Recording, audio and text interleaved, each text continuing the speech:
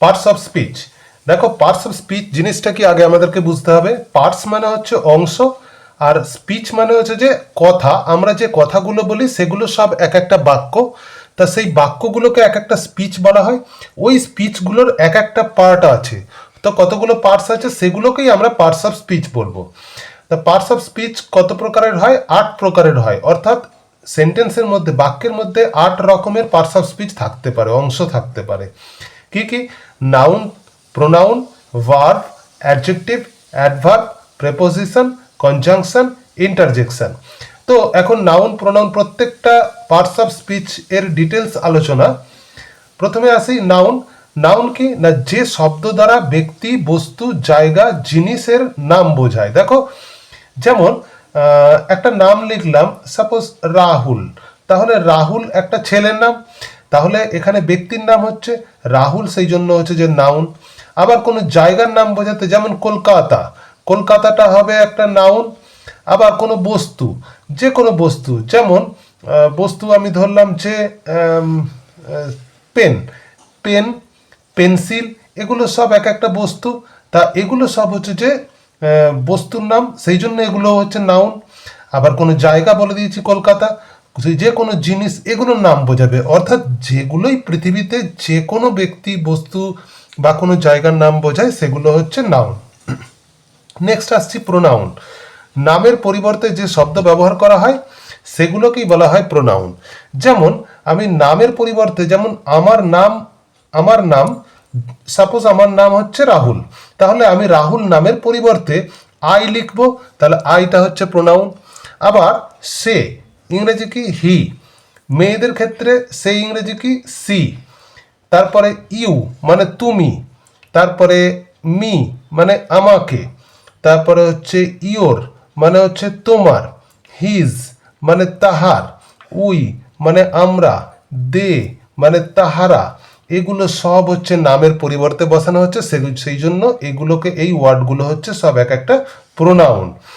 তারপরে আসি verb. Verb কি? যে শব্দ দিয়ে কাজ করা বোঝায়। যেমন খেলা, দেখো খেলা ইংরেজি কি প্লে, তাহলে প্লে মানে খেলা, এটা কাজ করা বোঝাচ্ছে, প্লেটা হচ্ছে তাহলে ভার্ব। ওয়ার্ক মানে কাজ করা, ওয়ার্কটা হচ্ছে ভার্ব। স্ট্যান্ড, স্ট্যান্ড মানে কি দাঁড়িয়ে থাকা, এটাও কাজ করা বোঝাচ্ছে, ভার্ব হবে। রান মানে দৌড়ানো, এটাও কাজ করা বোঝাচ্ছে, ভার্ব হবে। অর্থাৎ এই ধরনের যে কোনো ওয়ার্ড যেগুলো দ্বারা কাজ করা বোঝাবে, যেমন পড়া, খাওয়া, ঘুমানো, দেখা, বোঝা, হ্যাঁ, দৌড়ানো, যেমন পাখি আকাশে ওড়ে, ওরা, এগুলো সব হচ্ছে যে ভার্ব, তার কারণ এই সমস্ত ওয়ার্ডগুলো দ্বারা কাজ করা বোঝায়। নেক্সট আসছি অ্যাডজেক্টিভ। অ্যাডজেক্টিভ কি? যে শব্দ দ্বারা নাউনের গুণ বোঝায়। দেখো নাউনের গুণ বোঝাবে কেমন, যেমন হচ্ছে যে নাউন বা প্রোনাউন দুটোই হয় এখানে। যেমন আমি লিখলাম যে Raju is a good boy, Raju is a good boy, তাহলে এখানে গুড ওয়ার্ডটার দ্বারা, দেখো গুড মানে কি ভালো, Raju is a good boy মানে রাজু হয় ভালো ছেলে।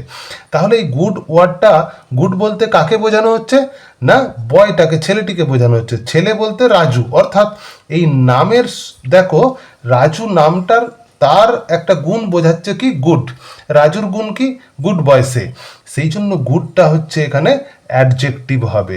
যে কোনো ওয়ার্ড দ্বারা কোনো নাউন বা প্রোনাউনের যদি গুণ বোঝায় সেগুলো হবে অ্যাডজেক্টিভ।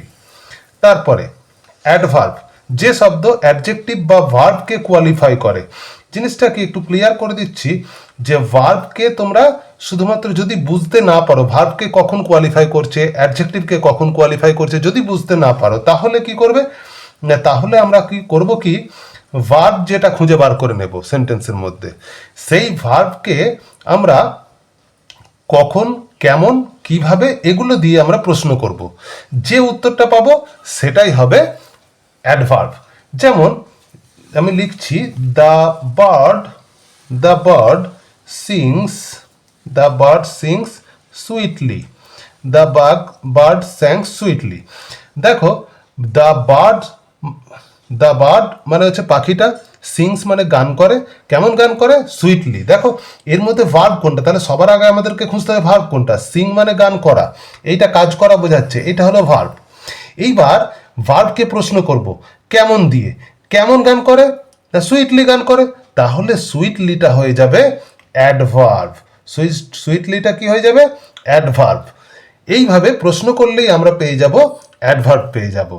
নেক্সট আসছি প্রিপোজিশন। প্রিপোজিশন কি না প্রিপোজিশন হচ্ছে যে ওয়ার্ড নাউন বা প্রোনাউনের সঙ্গে অন্য ওয়ার্ডের সম্পর্ক বোঝায়। দেখো যেমন he he goes to school, he goes to school every day, he goes to school every day. এই সেন্টেন্সটাতে দেখো টুটা প্রিপোজিশন। কেন টুটাকে প্রিপোজিশন বলছি, তার কারণ হচ্ছে যে টুটা দেখো সে স্কুলে যায় প্রতিদিন, তাহলে টু ওয়ার্ডটা তার সঙ্গে যে হি এর সঙ্গে যে প্রতিদিন স্কুলে যাচ্ছে স্কুলের একটা রিলেশন তৈরি করছে, সম্পর্ক তৈরি করছে। তো হি এর সঙ্গে অর্থাৎ হচ্ছে হি মানে সে, তার মানে কর্তার সঙ্গে স্কুলের একটা সম্পর্ক তৈরি করছে, নাউনের সঙ্গে স্কুলের সম্পর্ক তৈরি করছে, সেই জন্য টুটাকে আমরা বলবো প্রিপোজিশন। ইন হয় প্রিপোজিশন, অন হয় প্রিপোজিশন, আন্ডার হয় প্রিপোজিশন, এইভাবে অনেক প্রিপোজিশন আছে। আমার অন্যান্য ভিডিওতে প্রিপোজিশন সম্পর্কে ডিটেলস দেওয়া আছে, তোমরা ডিটেলস দেখে নিতে পারো। এই ভিডিওতে শুধুমাত্র পার্টস অফ স্পিচগুলোর আলোচনা করছি। কনজাংশন, যে ওয়ার্ড দুটো শব্দকে বা দুটো বাক্যকে যুক্ত করে সেগুলোকে কনজাংশন বলবো। দেখো দুটো ওয়ার্ডকে যুক্ত করবে বা দুটো বাক্যকে, যেমন কি না the the man the man is poor, the man is poor but honest. কি বললাম, the man is poor but honest, লোকটি দরিদ্র কিন্তু সৎ, অনেস্ট মানে সৎ। তো তাহলে এই যে বাট ওয়ার্ডটা দেখো, বাট ওয়ার্ডটা কি করেছে, পুয়ার আর অনেস্ট এই দুটো ওয়ার্ডকে যুক্ত করেছে। পুয়ার আর অনেস্ট, লোকটি দরিদ্র আবার লোকটি সৎ, এই দুটো ওয়ার্ডকে একসঙ্গে যুক্ত করেছে বাট ওয়ার্ডটা, সেই জন্য বাটটা হচ্ছে কনজাংশন।